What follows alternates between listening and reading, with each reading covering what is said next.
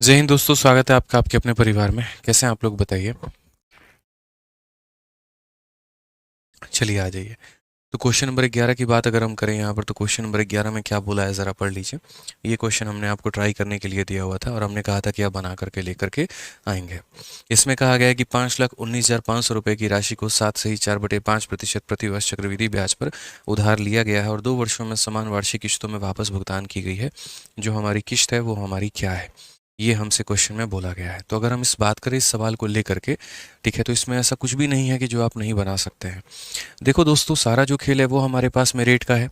अगर आप रेट की बात करोगे तो रेट देखो कितना होगा, तो 5 × 7 35 और 4 39, यानी 39/5। और अगर हम देखेंगे यहाँ पर तो हम बोलेंगे 39/5%। ठीक है। और जब ये परसेंट हमारा आता है तो नीचे हमारा कितना आ जाता है, तो नीचे हमारे पास में 2 जीरो आ जाते हैं, यानी इतना आ जाते हैं। आज के पहले कभी ऐसे रेट नहीं आते थे, लेकिन रिसेंट में एसएससी ने ऐसी हरकतें करनी शुरू की है कि उट पटांग जैसे कोई भी फालतू का रेट जो है वो पूछना शुरू कर देते हैं, जिसमें उन्हें लगता है यहाँ पर कि बच्चे जो है वो फंस जाएंगे। ठीक है। और ऐसे ही वो जान के ऐसा मतलब एक तरीके से तमाशा करते हैं। बट कोई फ़र्क नहीं पड़ता, हमें हमें यहाँ पर सिंपल फोकस करना है। पहली साल में हम यहाँ 500 रखेंगे, तो दूसरी साल में उसमें 39 जोड़ देंगे, तो ये 539 हमारा हो जाएगा। तो पहले साल में ये पैसा हमारा इतना हो गया। अब दूसरे की बात करें तो इसका स्क्वायर हमें करना है, तो अगर हम इसका स्क्वायर करेंगे तो 5 का स्क्वायर 25 हो जाएगा और 2 जीरो का स्क्वायर 4 बार 0 हो जाएगा। और यहाँ अगर हम 539 का स्क्वायर करेंगे तो हम यहाँ पर ये बोलेंगे 539 इंटू हमारा 539। हम लोग मल्टीप्लाई नहीं करेंगे, कोई आवश्यकता हमें नहीं है मेरे भाई मल्टीप्लाई करने की, क्योंकि हमें भी यहाँ पर पता है कि जो यहाँ प्रिंसिपल होगा वो यहाँ पर इसका देखो अल्टीमेटली अगर मैं बात करूँ यहाँ पर तो क्या कहानी होती है। पहले साल में वैल्यू ये होता है और दूसरे साल में जो वैल्यू होता है वो 500 का स्क्वायर से लेकर के मेरे भाई 539 का स्क्वायर हो जाता है। अब जैसे हमें पता है कि ये हमारा इंस्टॉलमेंट है और इन दोनों को हमें बराबर करना है, तो अगर इन दोनों को हमें बराबर करना है तो हमें क्या करना होगा, मल्टीप्लाई करके बराबर करना होगा। तो जैसे अगर 539 का स्क्वायर है तो यहाँ पर भी क्या करेंगे, यहाँ पर भी 539 का स्क्वायर हम बनाएंगे मल्टीप्लाई करके। ठीक है। और यहाँ पर भी हम क्या करेंगे, तो यहाँ पर भी हम 539 को मेरे भाई मल्टीप्लाई करके बनाएंगे। क्लियर हो गया ये बात यहाँ पर। तो ये 539 का स्क्वायर है तो ये भी हमारा 539 का स्क्वायर बन जाएगा, क्योंकि इंस्टॉलमेंट जब तक बराबर नहीं होती है बात हमारी बनती नहीं है। ठीक है। अब हम देख लेते हैं यहाँ पर कि जो है एक तरीके से वैल्यू वो कितनी है। तो इसको इसके साथ मल्टीप्लाई करने पे हमारा क्या बनेगा वो देख लो। तो 5 इंटू मतलब एक तरीके से वैल्यू है ना, मैं थोड़ा छोटा कर देता हूँ इसे सवाल को। ठीक है। तो थोड़ी थोड़ी चीज़ें जो हैं वो हमारी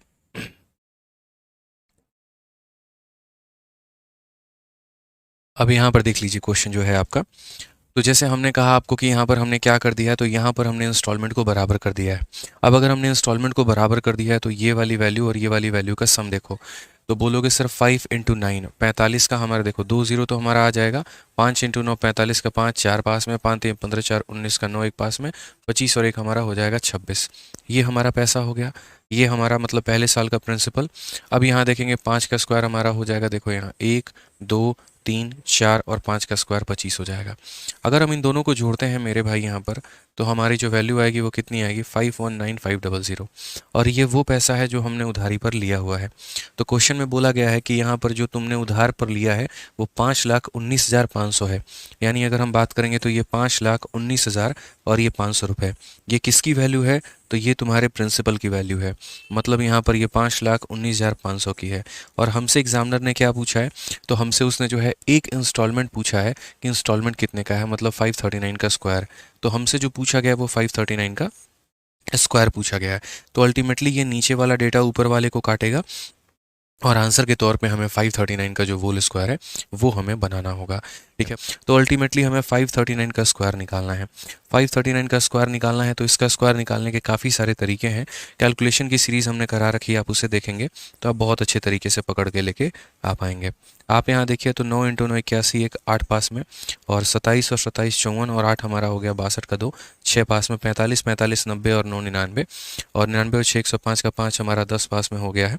15 15 30 और 10 40 का 0, 4 पास में, 25 4 29, 290521। 290521 ऑप्शन नंबर ए जो है वो हमारा करेक्ट आंसर है कि सर 290521 जो है वो हमारा बिल्कुल सही उत्तर है। तो दोस्तों हमने बढ़िया तरीके से आपको इंस्टॉलमेंट में पढ़ा रखा है। सिंपल काम जो करना होता है वो ये कि आपको इंस्टॉलमेंट को बराबर करना होता है बस। और बराबर कर लेंगे उसके बाद में आप ये देखेंगे कि वही बात है, आपसे वैल्यू किसकी पूछी है और किसका मान दिया है। क्या पूछा है और क्या दिया है, बस आपको इतना फॉलो करके चलना है। आज ये क्वेश्चन नंबर 13 देखिए। A loan is to be repaid in 2 equally instalment, rate of interest is 10% compounded annually, each instalment is 5808, 60% of the total interest charge in this scheme. इस स्कीम में क्या आपसे इंस्टॉलमेंट पूछा है? नहीं। क्या आपने जो पैसा उधारी लिया है वो पूछा है? नहीं। क्या आपसे ब्याज पूछा है? नहीं। पूछा है तो ब्याज का 60%, मल्टीपल का कोई चांस ही नहीं बनता है, क्योंकि हम मल्टीपल का कंसेप्ट वहाँ लगाते हैं जहाँ पर हमें जो है इंस्टॉलमेंट पूछा जाए। तो कोई बात नहीं, रेट हमारा कितना है? 10% है। पूरी दुनिया को ये बात पता है कि 10% का जो फ्रैक्शन बनेगा वो 1/10 बनेगा, यानी पैसा अगर हम 10 लेंगे तो हमें 11 अदा करना पड़ेगा। अगले साल ये 10 का स्क्वायर हमारा 100 बनेगा, तो 11 का स्क्वायर 121 बनेगा। अगर हम यहाँ देखेंगे तो ये दोनों हमारी बराबर नहीं है, तो इसे 11 से गुना करेंगे तो यहाँ भी 11 से गुना करेंगे, तो 110 और प्लस 100 कितना हो जाएगा? 210। 121 कितना हो जाएगा? 242। हमारा यहाँ पर डिफरेंस कितने का है? तो 32 का है। अब मैं फिर से आपसे रिपीट करूंगा सर, क्वेश्चन में हमसे क्या बोला गया है। तो क्वेश्चन में हमसे दिया क्या है, पूछा क्या है? तो बोला है हर एक इंस्टॉलमेंट 5808 की है। आप देखो ये 11 का मल्टीपल है, इंस्टॉलमेंट में 11 छिपा है तो ये 11 का मल्टीपल होगा। ठीक है, तो अगर हम बोलेंगे ये जो 5 है, 8 है, 0 है, 8 है, ये हमारा इंस्टॉलमेंट है। इंस्टॉलमेंट है मतलब कितने की वैल्यू है? तो बोलोगे गुरुजी 121 का। और हमसे क्या पूछा है? जो भी हमने इंटरेस्ट लिया है उसका 60%, तो इंटरेस्ट हमारा कितना है? 32 है। तो पहली बात, ये प्रिंसिपल की वैल्यू थी तो प्रिंसिपल से डिवाइड किया, इंस्टॉलमेंट पता करना है तो इंस्टॉलमेंट से गुना किया। अब ये जो वैल्यू है हमारी, इंस्टॉलमेंट कह रहा हूँ, इंटरेस्ट, अब ये हमारा आंसर है। इसका मेरे भाई ये इंटरेस्ट का कितना चाहिए? तो इस इंटरेस्ट का हमें 60% चाहिए, तो 60/100 बताएंगे। इंटरेस्ट का हमें 60% चाहिए तो 60/100 बताएंगे। आप यहाँ पर काट लीजिए तो बोलेंगे 11 से काट लीजिए 11 बार में, 11 से 5 बार में 55, 30 हो जाएगा 2 बार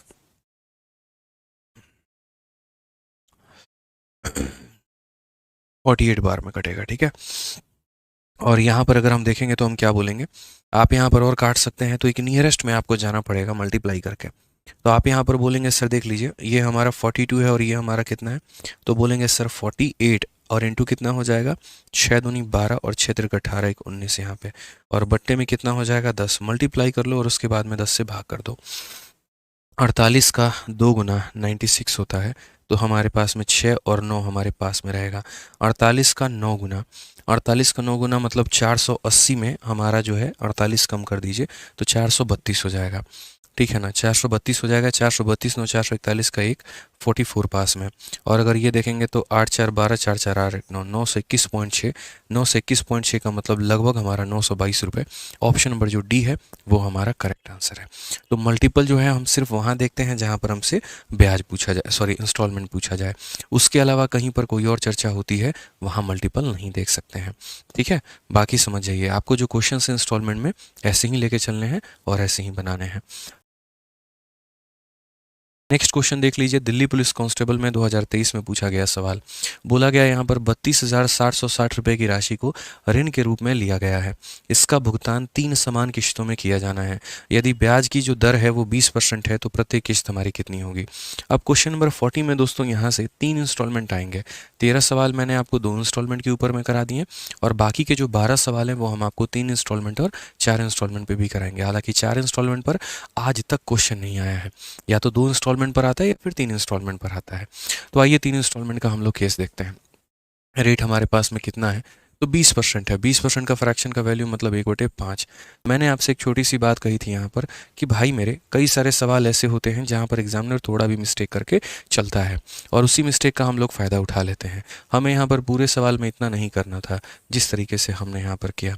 जब हम पहली बार यहाँ इंस्टॉलमेंट लिखते हैं तो यहाँ पर ये 5 होता है, और ये 5 में एक जोड़ दो तो 6 होता है। आगे इसी का स्क्वायर इसी का क्यूब आना है, तो मतलब यहाँ पर इंस्टॉलमेंट हमारा किसका मल्टीपल होगा? तो 6 का।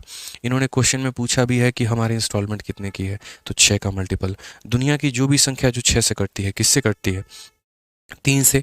ठीक है, तो जितने भी मेरे भाई सही ऑप्शन होंगे वो यहाँ 6 के मल्टीपल होंगे, और जो 6 का मल्टीपल है वो 3 का भी मल्टीपल है। क्या आपका 1 3 से कटेगा? तो नहीं। क्या 1 + 1 2 हमारा 3 से कटेगा? तो नहीं। ये हमारा 3 से कट जाएगा, ये भी हमारा 3 से कट जाएगा, लेकिन 5 और 2 7 कभी 3 से कटेगा नहीं। 5 और 1 6 कट जाएगा, और 5 और 5 10 और 2 12 कट जाएगा 3 से, मतलब ऑप्शन नंबर डी जो है वो करेक्ट आंसर है। ऑप्शन नंबर जो डी है हमारा वो क्या है, तो करेक्ट आंसर है। तो सर इस सवाल में हमें यहाँ पर कोई मतलब नहीं था कि इन्होंने क्या दिया है, हमें सिर्फ इतना मतलब था यहाँ पर कि अगर आप हमसे इंस्टॉलमेंट पूछ रहे हैं ना सर, अगर आप हमसे इंस्टॉलमेंट पूछ रहे हैं तो हम सीधा सीधा ये बात बोलेंगे कि 6 का मल्टीपल, और 6 का मल्टीपल हमें सिर्फ एक ही ऑप्शन में देखने को मिला है, वो है हमारा ऑप्शन नंबर डी। तो मैं ऐसे ही नहीं समझा रहा था, कई जगह पर एग्जामिनर सिर्फ एक ही ऑप्शन को देता। अब अगर मान लो यहाँ 2 ऑप्शन होता तो हमें सॉल्व करना पड़ता, लेकिन रिस्क है थोड़ा सा। शुरू में ही अगर आपने देख लिया तो आपको सॉल्व करने की जरूरत नहीं पड़ेगी। चलिए आ जाइए क्वेश्चन नंबर 15 देखिए। क्वेश्चन नंबर 15 में क्या कहा गया,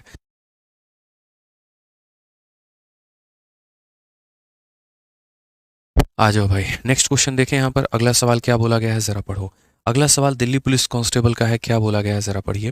कहा गया man borrow ₹2196 and agrees to return it with computer compound interest at a rate of 25% per annum in 3 equal annual instalment at the end of first year, second year and third year. Amount of each instalment is, हर एक instalment की जो value है वो हमारी कितनी है।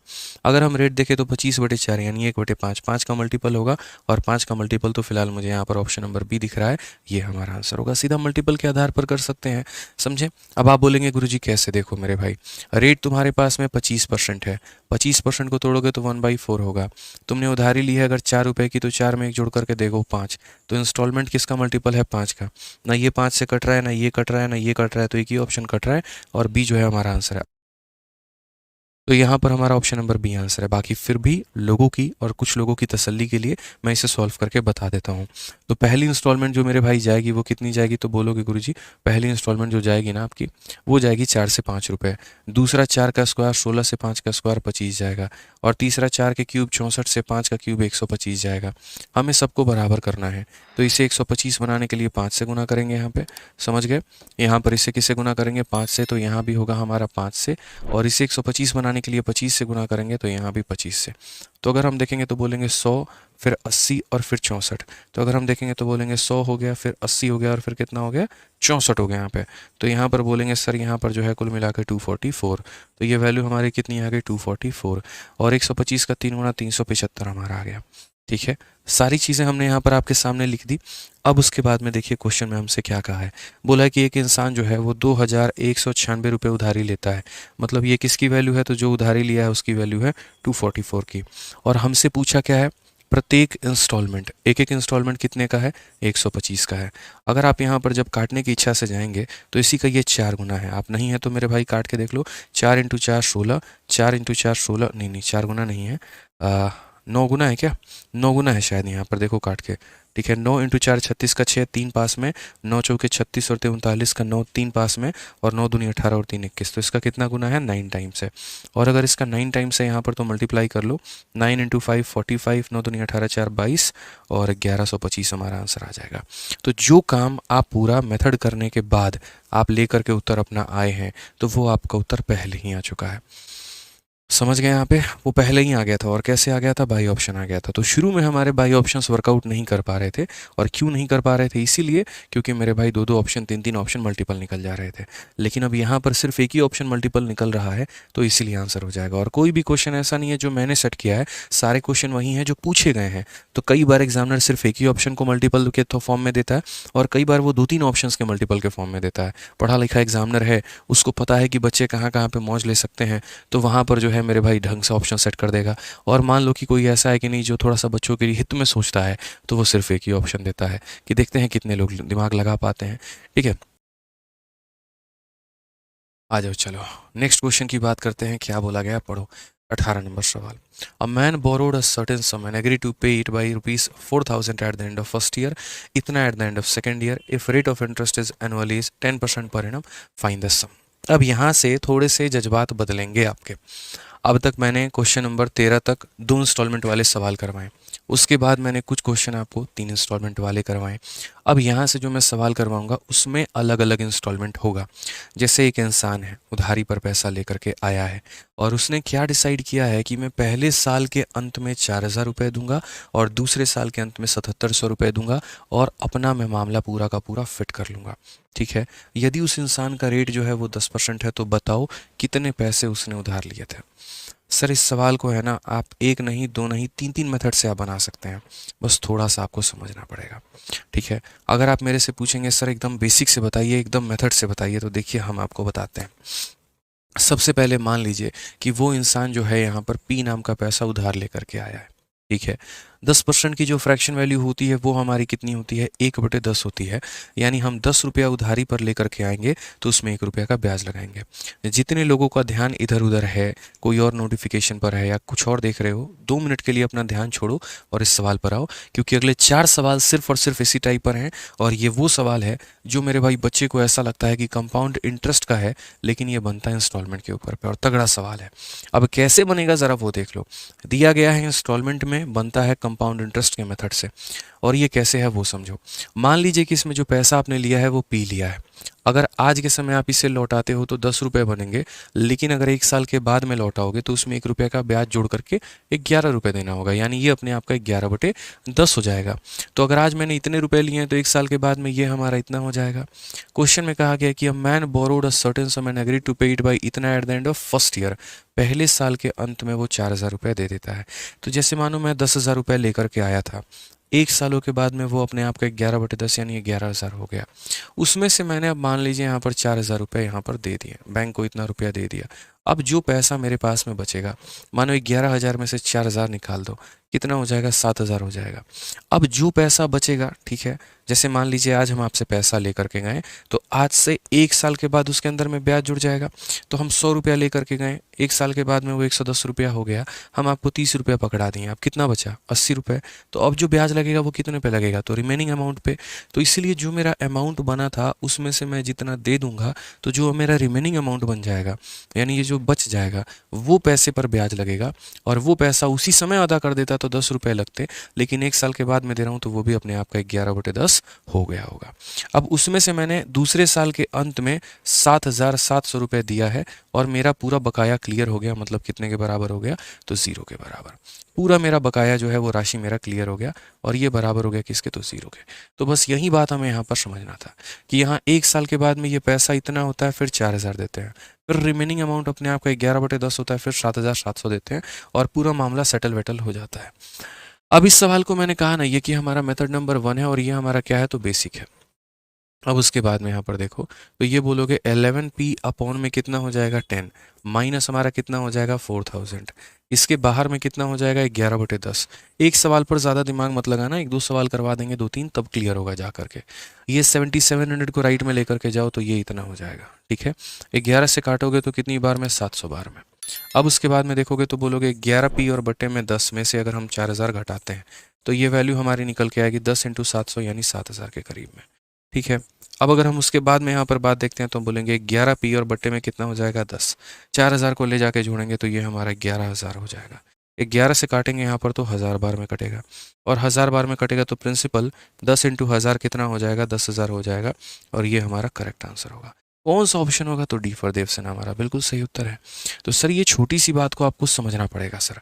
ठीक है, ये छोटी सी बात को आपको समझना पड़ेगा कि 1 साल के बाद में पैसा इतना हुआ था, फिर आपने पेमेंट कर दी, तो जो पेमेंट कर देते हैं उसे माइनस कर दो, फिर उसके बाद अगले साल पूरा अपने आप का 11/10 होगा, फिर उसमें से माइनस कर दो। इस तरीके से चलता है।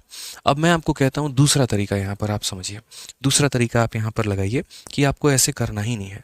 अब आपको थोड़ा दिमाग लगाना है जो भगवान ने दिया, हालांकि नहीं है आपके पास दिमाग तो कोई बात नहीं है, आप हमारा मेथड देख लीजिए, दिमाग आ जाएगा ऑटोमेटिक।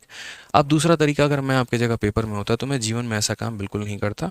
मैं यहाँ पर जो है सबसे पहले ऑप्शन का इस्तेमाल करता। कौशल त्यागी, एक बार तुम दोबारा से यहाँ पर देख लेना 17 नंबर सवाल, पीछे करके रिवाइंड करके तुम्हें समझ में आ जाएगा। ठीक है ना, तो अगर मैं आपकी जगह पर होता तो मैं अब ऑप्शन का इस्तेमाल करता, जिसे हम कहते हैं मेथड नंबर 2। अब मेथड नंबर 2 में हम ऑप्शन का इस्तेमाल कैसे करते हैं, तो यहाँ पर बोलते हैं सर देखिए, सबसे पहले उस ऑप्शन को लीजिए जिसके पास में ज़्यादा जीरो हैं, जैसे ऑप्शन नंबर डी हो गया। ज़्यादा जीरो हो गए हैं जिनके पे सॉल्व करना बहुत आसान है। ठीक है, तो जैसे मान लीजिए मैंने ऑप्शन नंबर डी को उठाया और मैंने कहा यार मैंने 10,000 रुपये लिए थे, अगर मैं 10,000 रुपये लेता हूँ तो 1 साल के बाद में ये कितना बन जाएगा, तो अपने आप का 11/10 यानी ये बन जाएगा मेरे भाई 11,000 रुपये। ठीक है, तो 1 साल के बाद में ये कितना बन गया, 11,000। आपने कितने की पेमेंट कर दी, 4,000। तो अगर आप इसमें से 4,000 रुपये की पेमेंट कर दोगे तो अब आपके पास में कितना बचेगा, 7,000। कितना बचेगा, 7,000। अब फिर से 7,000 रुपये अपने आप का 1 सालों के बाद में कितना हो जाएगा, 11/10, यानी मेरे भाई यहाँ पर 7700 हो जाएगा। और आप उसमें से कितने की पेमेंट कर रहे हो, 7700। बचा कितना, 0। यदि कुछ नहीं बचेगा तो जो उठाया है वो सही ऑप्शन है। लेकिन अगर कुछ भी बच जा रहा है, 1 रुपये, 2 रुपये, 5 रुपये, 10 रुपये, 1000 रुपये, लाख रुपये, तो तुम्हारा जो ऑप्शन उठाया गया है वो गलत उठाया गया है। जैसे आप 9000 को पिक करके देख लो। अगर मान लीजिए आप 9000 रुपये उधार लिए थे तो 1 सालों के बाद में वो अपने आप का 11/10 यानी कितना हो जाएगा, 9900 हो जाएगा। इसमें से आपने 4000 मान लीजिए आपने दे दिया, तो आपके पास में जो वैल्यू है वो 5900 है। अब वो 5900 फिर 1 सालों के बाद में अपने आप का 11/10 होगी, और 11/10 होगी तो ये कितने के बराबर, 0। ठीक है, 0 + 9 9 9 5 14, और ये हमारा इतना। अब इतना तुम्हारा बचा है और दे तुम 7700 रहे हो, कहाँ पॉसिबल है, ये दोनों अमाउंट तो पॉसिबल ही नहीं है। तो अगर दोनों ये इक्वल नहीं है तो वो ऑप्शन जो उठाया वो हमने क्या उठाया है, गलत ऑप्शन उठाया है। समझ गए यहाँ पे, क्लियर है ये बात यहाँ पे, बताओ जल्दी से। तो ये छोटी सी बात का आपको ध्यान में लेके चलना है। जैसे अभी हम आपको और भी काफ़ी सारे सवाल कराएंगे तो आपको और ज़्यादा क्लियर हो जाएगा। ठीक है, अभी इसको होल्ड पे रखो, क्वेश्चन नंबर 19 को, क्योंकि इसमें रेट निकालने की बात बोली गई है। आ जाओ क्वेश्चन नंबर 20, देखो यहाँ पर क्या बोला गया है। एक आदमी 9000 रुपये 10% वार्षिक चक्रवृद्धि ब्याज दर पर उधार लेता है। प्रत्येक वर्ष के अंत में वह 3000 रुपये वापस कर देता है। तीसरे वर्ष के अंत में उसे और कितना भुगतान करना चाहिए कि संपूर्ण राशि जो है वो भुगतान हो जाए। मैं अभी यहाँ पर देख रहा हूँ कुछ और हमारे पास में सवाल हो। ठीक है, तो हमारी बात क्या बनेगी। हाँ, ये वाला क्वेश्चन नंबर 22 जो है ये सेम वही है जो भी मैंने आपको करवाया। और कौन सा क्वेश्चन है मेरे भाई यहाँ पर, जैसे हमने 18 वाला क्वेश्चन करवाया था ना, तो ये 18 नंबर का ही फोटोकॉपी है। और कौन सा है यहाँ पर, तो 22 नंबर है। आप देख लीजिए सेम यहाँ पर, ये 22 नंबर सवाल यहाँ पर है। अब 22 नंबर सवाल को आप देखेंगे तो एक इंसान पैसा को उधार लेता है। A man borrowed a sum of money and agree to pay off by इतना at the end of first year and इतना at the end of second year. अगर हमारा इंटरेस्ट 5% का है तो जो हमारा सम होगा वो कितना होगा। एक काम करो, ज़रा दोनों को जोड़ो यहाँ पर, तो ये तुम्हारा 8600 के करीब में आएगा। और अगर 8600 के करीब में आएगा तो यहाँ पर कभी भी जो है मतलब बहुत 8000 जो वैल्यू है वो हम वाजिब मानेंगे। जैसे मुझे अगर ऑप्शन उठाना होगा तो मैं ऐसे मान के चलूँगा कि यार मैंने दोनों पैसे को जोड़ा तो लगभग 8600 के करीब में आ रहा है। तो क्यों ना हम एक काम करें, हम 8000 को माने कि हमने 8000 रुपये उधार लिया है, जिसमें 600 रुपये का ब्याज लग करके वो इतना हो गया। तो ऑप्शन भी चेक करना होगा, तो वो हम कौन सा ऑप्शन चेक करेंगे, तो यहाँ पर पहले 8000। तो मैं आपके सामने एक बार ऑप्शन नंबर बी को उठा करके चेक करता हूँ। मेथड 1 मैंने आपको बता दिया है। देखिए, अगर इस पे मेथड नंबर 1 से करेंगे तो मेथड नंबर 1 से कैसे करेंगे, पहले वो देख लीजिए। तो आप यहाँ बोलेंगे गुरुजी पैसा जो लिया है हमने कितना लिया है, पी नाम का पैसा लिया है। ठीक है, 5% की जो वैल्यू होती है वो हमारी 1/20 होती है। अगर मैं उस पैसे को उसी समय निपटा देता तो मुझे 20 रुपये देने होते। 1 सालों के बाद में दे रहा हूँ तो 1 रुपये का ब्याज जोड़ करके इतना देना होगा। तो 1 साल के बाद में ये पैसा इतना बन जाएगा। इसमें से मैंने कितना दे दिया है, तो 4200 दे दिया है। ठीक है, अब जो मेरे पास में रिमेनिंग अमाउंट बचेगा कि टोटल अमाउंट में से पे करने के बाद में जो रिमेनिंग आएगा वो रिमेनिंग 1 सालों के बाद में अपने आप का 21/20 हो जाएगा। ठीक है, और फिर से मैं यहाँ पर 4410 की पेमेंट करूँगा तो हमारा 0 हो जाएगा। तो ये हमारा क्या है, तो मेथड नंबर 1 है कि ये पैसा अपने आप का 21/20 हो गया, इतने की पेमेंट कर दी, फिर बचा हुआ अमाउंट अपने आप का 21/20 हो गया, फिर इतने की पेमेंट कर दी और मामला हमारा सेटल हो गया। आप सर इसको बनाओ, बेसिक से आपको बनाना है, आपका आंसर आएगा। मैं तो बेसिक से नहीं जाने वाला हूँ, मैं आपको सीधा क्या बोलूँगा कि बेसिक हमने बता दिया, कैलकुलेट तुम खुद कर लेना। हम यहाँ पर तो सीधा मेरे भाई बाई ऑप्शन चलेंगे। तो अगर हम बाई ऑप्शन चल रहे हैं तो मान लीजिए कि हम यहाँ पर जो है मेथड नंबर 2 में बाई ऑप्शन से अगर हम जाने की बात कर रहे हैं तो बाई ऑप्शन में क्या उठाएंगे, तो बाई ऑप्शन में पहला ऑप्शन हम 8000 उठाएंगे। अगर हम देखेंगे तो 8000 रुपये हमने बैंक से लिए थे, जो कि अपने आप में 20 की वैल्यू थी, और हमें निकालना कितने का है, तो 21 का। 20 से अगर हम काटेंगे तो 400 बार में, तो ये हमारा जब मल्टीप्लाई होगा तो ये हमारा हो जाएंगे सर 8400 रुपये। कितने हो जाएंगे, 8400। इसमें से हमने बैंक को 4200 रुपये दे दिए यार। कितना दे दिया, तो 4200। तो मेरे पास में बचा कितना, 4200 रुपये। मेरे पास में बचा कितना, 4200। अब अगली बार 4200 रुपये मैं फिर यहाँ पर जो है बैंक में देखूंगा, और वो 20 से कितना हो जाएगा, तो वो पैसा 20 से बैंक में हमारा 21 हो जाएगा। तो यहाँ पर अगर हम काटते हैं तो हम बोलेंगे सर देखो यहाँ पर 21 बार में, अच्छा 21 × 21 कितना होता है, तो 441 होता है, और 0। और क्या मैंने इतने की ही पेमेंट की है, तो बोलोगे हाँ सर वापस से आपने इतने की पेमेंट की है, और मामला रफा दफा हो गया है। मतलब जो मैंने 8000 यहाँ पर ऑप्शन उठाया है वो मैंने क्या उठाया है, तो बिल्कुल सही ऑप्शन जो है वो हमने पिक किया हुआ है। तो यहाँ पर अगर हम बात करते हैं तरीके से, यहाँ पर हम सीखने की कोशिश करते हैं, तो सर हम ये बोलेंगे कि हम बाई ऑप्शन जो गए थे वो बिल्कुल सही गए थे और इसमें कोई दिक्कत की बात नहीं थी, 2 पैसे की भी दिक्कत नहीं थी यहाँ पे।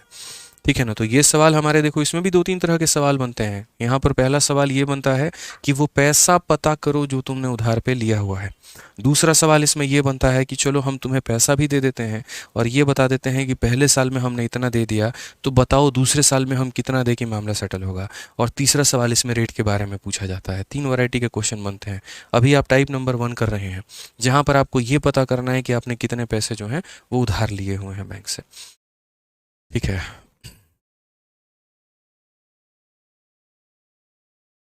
हाँ जी, अब उसके बाद में यहाँ पर आप इसमें टाइप नंबर 2 में चलिए। और टाइप नंबर 2 में यहाँ पर क्या है, जो कि आपका क्वेश्चन नंबर 20 है। इस टाइप नंबर 2 में क्या होगा, इसमें यहाँ पर आपको पैसा दे दिया जाएगा कि आप यहाँ पर इतने रुपए जो हैं वो बैंक से लेकर के आए हैं। उसके बाद में उसमें रेट का भी डिस्कशन हो जाएगा कि आप इस रेट पर जो है वो पैसा को उधार पे लेकर आए हैं, रेट भी डिस्कशन हो जाएगा।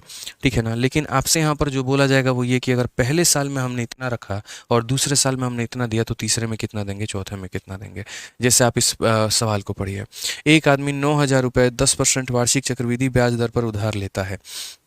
प्रत्येक वर्ष के अंत में वह 3,000 रुपये वापस कर देता है। तीसरे वर्ष के अंत में उसे और कितने रुपए की भुगतान करनी चाहिए जिससे कि संपूर्ण राशि जो है वो भुगतान हो जाए हमारी। ठीक है। अगर हम बात करेंगे यहाँ पर, तो मैन बोरोड 9,000, देखिए यहाँ पर दिया गया कि कितने उधारी लिया, 9,000 eight a rate of 10% per annum compound interest. If at the end of every year he return 3,000, then at the end of third year how much money should he paid so that whole sum be paid. यानी हर साल के अंत में यदि वह 3,000 रुपये दे रहा है, तो पहले साल के अंत में भी 3,000 दिया होगा, दूसरे साल के अंत में भी 3,000 दिया होगा, तीसरे साल उसने कहा नहीं देना 3,000, जो तुम्हारा बच रहा है वो बताओ, एक ही बार देंगे और मामला खत्म करेंगे। तो कितना देगा। मैंने यहाँ साफ सीधी बात कही, मैंने कहा भैया देखिए, रेट जो है वो हमारा 10% है, जिसकी वैल्यू 1/10 के बराबर में होती है। आप मेरे से जो पैसा लेके जा रहे हो, 9,000 रुपये लेकर के जा रहे हो, तो एक साल के बाद में वो पैसा, देखिए उसी समय देते तो 10 रहता, लेकिन एक साल के बाद में दे रहे हैं तो इसका 11/10 आपको देना पड़ेगा, यानी 9,900 देना पड़ेगा। तो एक सालों के बाद में 9,9900 बन जाता है। भाई अगर आप पैसा लेकर के किसी से आ रहे हो तो कोई मुफ्त में आपको थोड़ी देगा, ब्याज लेगा कि नहीं लेगा। तो 9,000 लेकर के आते हो तो 9,900 बन जाता है। आपने खेती की, कुछ पैसा आया और आया तो आपने उसमें से 3,000 रुपया दे दिया, लेकिन अभी भी आपने पूरा पैसा नहीं दिया है। तो जो बाकी का अमाउंट हो जाएगा 6,900, अभी उस पर ब्याज लगेगा। ठीक है, क्योंकि जब तक आप पूरा पैसा नहीं देंगे ब्याज का खेल तो चलता रहेगा। अब वो 6,900 जो है वो पैसा, अब उसके ऊपर में ब्याज लगेगा। अब वो पैसा अगले साल अपने आप का 11/10 हो जाएगा। तो अगर वो अपने आप का 11/10 हो जाएगा तो वो कितना होगा, तो बोलोगे 0, फिर हो जाएगा हमारा 9, 9 6 15 और उसके बाद में 7। ये हमारा इतना हो जाएगा कि जो पैसा अब इतना था वो अब इतना हो चुका है। ठीक है। अब वो अगर पैसा इतना हो चुका है तो इसमें से फिर हम कितना दे देंगे, तो हम इसमें से 3,000 रुपये दे देंगे। मेरे पास इतनी ही इनकम आती है, मैं क्या करूं। तो यहाँ पर हमसे बोला जाएगा सर देखिए, अब जो पैसा बच गया वो 4590, जो पैसा हमारे पास में बच गया वो 4,590। क्या ये पैसा आप उसी साल दे रहे हैं, तो नहीं, आप इसको अगले साल देंगे। फिर वही बात, अगर आप इस पैसे को अगले साल पर देंगे तो बैंक आपका वेट करेगी नहीं, इसके ऊपर में ब्याज लगाएगी। और अगर इसके ऊपर में ब्याज लगाएगी तो कितना होगा, तो 11 का मल्टीप्लिकेशन है तो 9, 9 में 5, 14 का 4, 5 4 9, 10 का 0, 4 1 5, आपको अगले साल अभी इतना रुपए देना होगा। तो अगले साल आप कितने रुपए देंगे, 5049, ताकि यहाँ पर इतने रुपए देंगे और आपका पूरा का पूरा जो डेप्ट है वो क्लियर हो जाएगा। तो यही बोला गया, how much money should he paid so that whole sum be paid. कितना रुपया देगा, तो 5049। यही इसका बेसिक है, यही इसका सब कुछ है। आपको जो मान करके चलना है आप ऐसे मान के चलिए।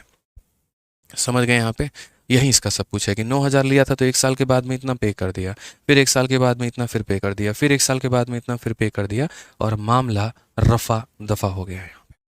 ठीक है, पूरा का पूरा जो मामला है वो हमारा रफा दफा हो चुका है यहाँ पर। चलिए तो मिलते हैं मेरे भाई अगले 6:30 वाली क्लास में।